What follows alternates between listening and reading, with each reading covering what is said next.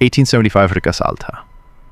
اتر پردیش کے ضلع اناؤ کے ایک قصبے موہان میں ایک نیک اور دینی گھرانے میں ایک بچہ پیدا ہوا۔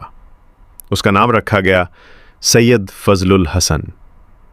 کسی کو خبر نہ تھی کہ یہی بچہ آگے چل کر دنیا میں مولانا حسرت موہانی کے نام سے مشہور ہوگا اور آزادی کی تحریک کا ایک بے خوف سپاہی کہلائے گا۔ بچپن سے ہی وہ نہایت ذہین تھے۔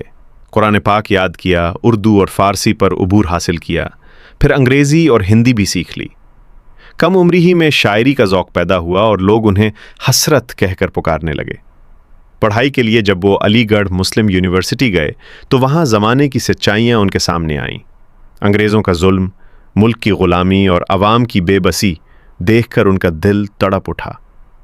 ان کی شاعری اب صرف عشق و محبت تک محدود نہ رہی بلکہ بغاوت اور آزادی کی صدا بن گئی۔ 1903 میں انہوں نے ایک رسالہ نکالا، اردو مالی۔ اس میں وہ انگریزوں کے خلاف بے باک مضامین لکھتے۔ ان کے الفاظ کا زہر انگریز حکومت برداشت نہ کر سکی اور 1908 میں انہیں جیل بھیج دیا گیا، لیکن جیل کی سلان ہی ان کی آواز کو روک نہ سکیں۔ انہی اندھیروں میں ان کے قلم سے وہ لازوال اشعار نکلیں جو تحریک آزادی کا نعرہ بن گئے۔ سرفروشی کی تمنا اب ہمارے دل میں ہے، دیکھنا ہے زور کتنا بازوئے قاتل میں ہے۔ یہ اشعار ہر نوجوان کے دل میں آگ لگا گئے۔ مولانا حسرت موہانی ایک صوفی مزاج انسان تھے۔ راتوں کو ذکر الہی میں گزارتے، دن کو آزادی کی جدوجہد میں۔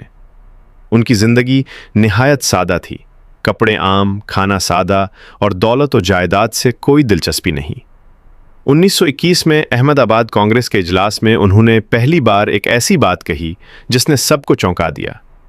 اس وقت تک زیادہ تر لیڈر صرف سواراج یعنی انگریزوں کے نیچے خود مختاری کی بات کر رہے تھے، لیکن حسرت موہانی نے بلند آواز میں اعلان کیا، ہمیں آدھی آزادی نہیں چاہیے، ہمیں مکمل آزادی چاہیے، پورا ہندوستان آزاد ہو۔ یہ وہ پہلا موقع تھا جب کسی نے پورن سوراج یعنی مکمل آزادی کا مطالبہ کیا۔ ان کے الفاظ بعد میں تحریک آزادی کا سب سے بڑا نعرہ بن گئے۔ ان کی شاعری میں عشق بھی تھا، تصوف بھی، اور وطن کی محبت تھی۔ انہوں نے اپنی زندگی کا ایک ایک لمحہ دین اور وطن کی خدمت کے لیے وقف کیا۔ 16 مئی 1951 کو یہ عظیم عاشق وطن اس دنیا سے رخصت ہو گیا۔